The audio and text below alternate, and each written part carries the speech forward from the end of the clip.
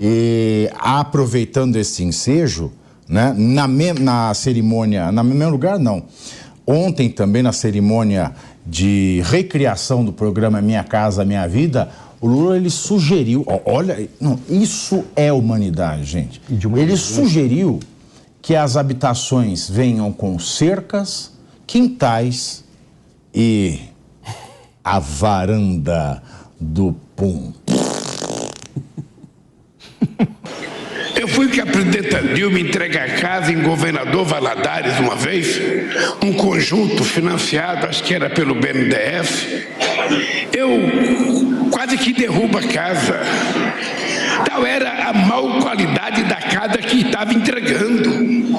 Não tinha porta, não tinha acabamento, não tinha muro separando uma casa da outra, nada. Quem não quer ter o seu quintalzinho cercado? O cachorro do vizinho não entrar no nosso quintal, ou não morder a nossa cachorrinha, ou a nossa galinha não ir para o quintal do vizinho, ele comer achando que é dele. Mas eu estava lançando um conjunto habitacional no Rio de Janeiro, e eu perguntei por que não pode ter uma varanda de 1 metro quadrado? O que vai encarecer essa casa? O que vai aumentar a prestação de 1 metro quadrado? Ou seja, eu ainda citei, tem dia que o cidadão não está bom do intestino, ele fazer a varanda do Pum. O cara está lá, vai lá fora, não fica dentro de casa fazendo as coisas. Bom.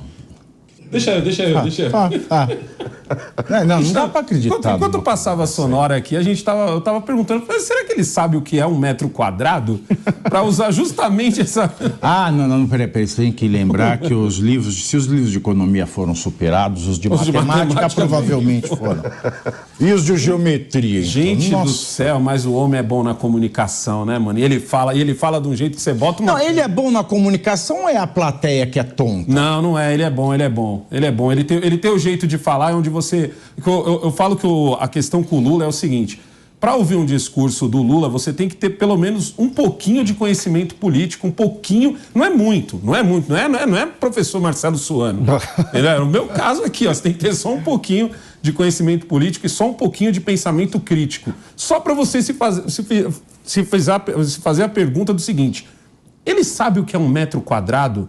Ele tem noção do que seria uma varanda de 1 metro quadrado? É praticamente um azulejo, né, Paulo? Como a gente falou aqui. É um azulejo que você colocaria aqui, 1 metro quadrado só, que seria o quê? Um segundo banheiro. Você não cabe. Para você poder usar... Você não cabe na varanda. Deus do céu! E junta isso com um monte de... Eu fui com a presidenta Dilma entregar Minha Casa Minha Vida, eu quase mandei derrubar. Meu amigo, tu acabou de esculachar a presidenta Dilma. Entendeu como... Não, e fala de um jeito que parceiro, que milagre que ele não falou que foi por culpa do Bolsonaro, porque aquela plateia teria aplaudido. Se ele falasse, a presidenta Dilma entregou essa casa que era ruim... ele vai fazer 186 milhões de casa de 1 metro quadrado? Boa pergunta. Será que ele vai fazer... Será que ele acha que mora em Boca Raton, sei lá, ou em condomínio fechado? Porque ele acha mesmo que as casas que o Raton tem boca, disso eu não tenho dúvida. O Pavinato, isso que o Negão falou acerca dele ser bom do discurso, eu tive a oportunidade de vê-lo fazendo discurso aqui na Avenida Paulista. É assustador. Sabe qual é o grande problema?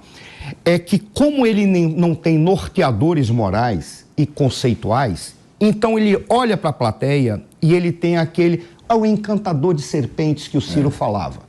Ele olha para a plateia e vai falando aquilo que a plateia quer ouvir. E ele percebe, porque ele tem o dom de olhar nos olhos das pessoas e ele praticamente hipnotiza. Ele percebe os trejeitos, está agradando, aí ele muda para cá. Então ele é capaz de falar que isso aqui é um copo e as pessoas, isso é uma taça. Mas esta taça, ele muda, ele não explica. Ele vai mudando o movimento do discurso. Então ele acaba envolvendo. Então ele é bom nisso mesmo. Ele esculachou a Dilma, da casa que ela estava entregando. E as pessoas gostaram. A Dilma. Mas aí é que está o detalhe, ele tem o dom da retórica. Aí fica sempre aquela questão. Ele tem um dom da retórica porque ele é um gênio ou porque ele é um doente? Sempre ficará essa pergunta. Porque muitas vezes o psicótico, ele tem uma terceira hipótese. De envolver. Tem a terceira hipótese. Porque ele é um gênio Não é doente, é um transtorno. Transtorno, desculpa. Tá? A do DSM é dividido em doenças e transtorno. A psicopatia fica em transtorno. Sim.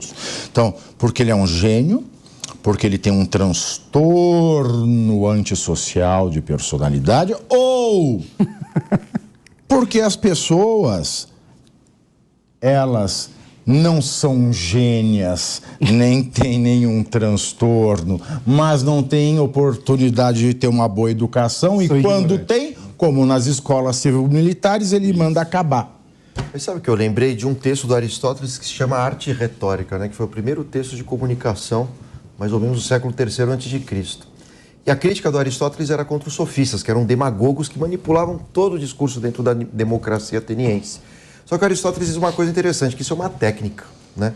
Então, quando você fala em público, e geralmente essas figuras demagógicas acabam fazendo, é como se você estivesse diante de um público, de uma plateia. Então, você tem que despertar os sentimentos, as paixões dela. De repente, você fala baixo, de repente, estende a voz, faz uma piada, qualquer coisa do tipo. Então, o discurso do Lula, ele consegue, de fato, fazer com que os seus ouvintes não sejam eleitores ou cidadãos, né?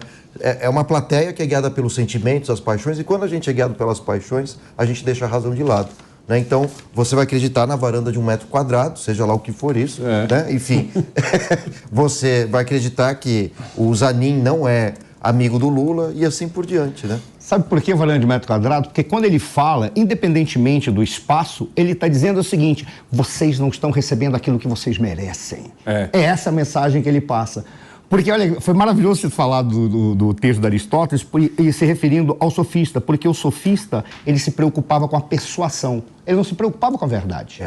Ele não estava preocupado com isso, então ele acompanhava os sentimentos do povo que ali está ouvindo. O Lula faz a mesma coisa, deixando de lado que os sofistas eram bons. Eles tinham pelo menos um nível intelectual avançado, além do nível retórico. O Lula é retórica, apesar dele falar muito bem, viu? Ele não fala português errado. Eu tive a oportunidade, exceto se ele estivesse enganando todo mundo naquela plateia ali. Mas ele não fala o português. Quem ouve 1 metro quadrado por você dar um peido e aplaude, você tem que ser uma besta quadrada. Mas é por isso que eu trago esta hipótese. Você não passa de um neurônio, você não tem a menor conexão. Mas aí é que está o detalhe, Pavinato. Na hora porque aí é mais fácil você tirar o ralo do banheiro, que é do tamanho do azulejo, sentar e peidar no ralo. Mas Pavinato, mas sabe qual é o detalhe? Por exemplo, essas pessoas está no discurso artístico, ou está na forma de trabalhar com a arte. A pessoa não processa a informação, ela processa a imagem que está sendo criada da falta que ele tem. Ou seja, eu não tenho o espaço que eu mereço. Aí ele fala, 1 metro quadrado. As pessoas nem calculam o que é 1 metro quadrado. Então, é isso que eu falei. Ele não cabe. Ele joga qualquer dado. Você não. Então, ele joga qualquer dado e ninguém vai atrás de entender ou interpretar esses dados. Estão todos envolvidos. Já ficou cravado na tua cabeça. E o pior, você chega na tua casa e repete aquela mesma coisa. Então essa informação ela vai passando, de repente você vê pessoas ao teu lado falando. Não tem aí depois vem a Miriam Leitão e fala assim, nossa, que maravilha. Exato. Vem uma dessa e aí vem a segunda tropa. Tem alguém invalida, alguém que é aí vem a segunda tropa, que é a tropa que ocupa o terreno. Primeiro ele vai como um cavalariano, é um tanque de guerra, vai atropelando tudo. Depois é que vem a infantaria e ocupa o terreno. A Miriam Leitão é a infantaria. Ela está indo lá e reforça, explica que esse 1 metro quadrado... Nossa, eu imaginando até o título do artigo. O peido mais cheiroso do Brasil. Isso seria um título bom, hein? Não, e a casa? É uma casa irreal, pro padrão brasileiro. Quem hoje mora, quem tem condições, tem que ser muito rico hoje para você ter uma condição de falar assim, cara, eu vivo numa casa e entre o meu vizinho e eu tenho ali uma cerca, que é para impedir que o cachorro... Olha que mundo doideira, né? Para impedir que o cachorro dele venha querer mexer com a minha cachorra ou mexer com as minhas galinhas. Eu acho muito louco quando ele dá essa pausa que nem você falou, né? Ele aumenta e às vezes ele fala, para mexer com as minhas galinhas. Eu sabe, uma picanha. Olha que... agora são 15 horas e 46 minutos e nós estamos falando da minha casa... Minha vida, minha cerca, minha pulada de cerca. Olha que coisa curiosa que o Negão trouxe. Ele está criando a imagem para um público urbano de uma casa rural do interior. Exatamente. Porque o público que vota nele é exatamente essa periferia das grandes capitais, porque não tem os acessos que os governos dessas capitais dão, que é o grande maioria. Uma casa que não existe divide isso. com cerca. Ele está colocando uma realidade rural da década de 50, que todo mundo tinha sua casinha, tinha ali o seu quintalzinho, que plantava isso, criava galinha, criava isso, criava aquilo. Isso não existe. Porque o público que ele está falando é o público que quer pegar um ônibus para ir fazer faculdade, trabalhar com robótica, o que quer que seja. Que peida em qualquer lugar. A imagem que eu tenho agora do eleitor nessas eleições nós vimos pessoas de dentro do seu ar-condicionado, em qualquer parte elegante do mundo, votando nele. Essas são as pessoas que eu acuso como culpadas por ele ter sido conseguido sucesso por uma razão. Não, pera. Essas são imperdoáveis. Não, porque a gente tem... Se por esse lado a gente tem aí a maestria do Lula na condução, né, do falar em público, vamos olhar direito, vamos fazer um meia-culpa da nossa direita, tá?